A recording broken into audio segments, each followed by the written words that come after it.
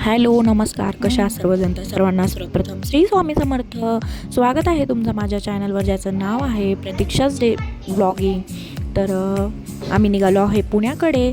तर आपल्या घरापासून ते चासपर्यंत मी गाडी घेतली आणि तिथून पुढे आपण साक्षीची गाडी घेणार होतो. तर साक्षी येऊन थांबली होती आमची वाट पाहत. तर सकाळी 7 वाजताच निघालो होतो बरं का. आम्ही 6 वाजताच निघायचं होतं, पण आवरे करेपर्यंत 7 वाजले.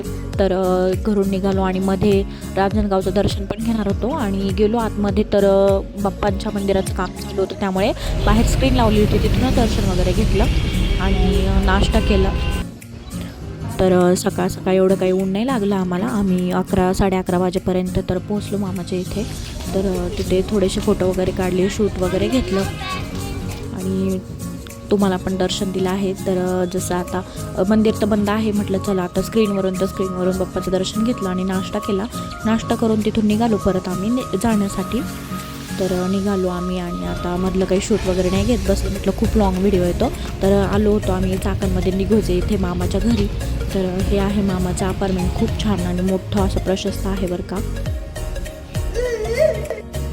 तर असं कुठं लांब जायचं असलं का लवकरचा प्रवासच परवडतो, ऊन वगैरे काहीच लागत नाही आणि खूप छान फ्रेश वाटतं. तर हे आहे माझ्या मामाचं घर आणि आमच्या आजीने आम्हाला बाहेरच थांबायला सांगितलं होतं बरं का. लगेच भाकर तुकडा घेऊन आली.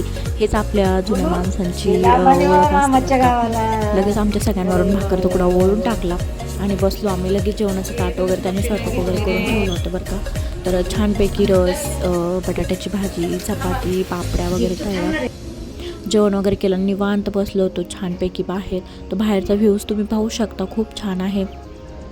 खूप सगळीकडे कंपन्याज वगैरे आहेत, खूप मोठ्या मोठ्या बिल्डिंग्स वगैरे आहेत. त्यानंतर दुपारी जरा वेळ आराम केला आणि त्यानंतर गेलो खाली. तर त्यांच्या इथे खूप छान असं लहान मुलांना खेळण्यासाठी गार्डन वगैरे आहे. तर बघू शकता गोलू पिऊ आले का लगेच खेळायला लागले. तर कसं वाटलं माझा छोटासा व्हिडिओ? आवडला असेल तर एक लाईक नक्की करा. चॅनलवर नवीन असाल तर चॅनल सबस्क्राईब करा. भेटूया अशाच नवीन व्हिडिओ. बाय.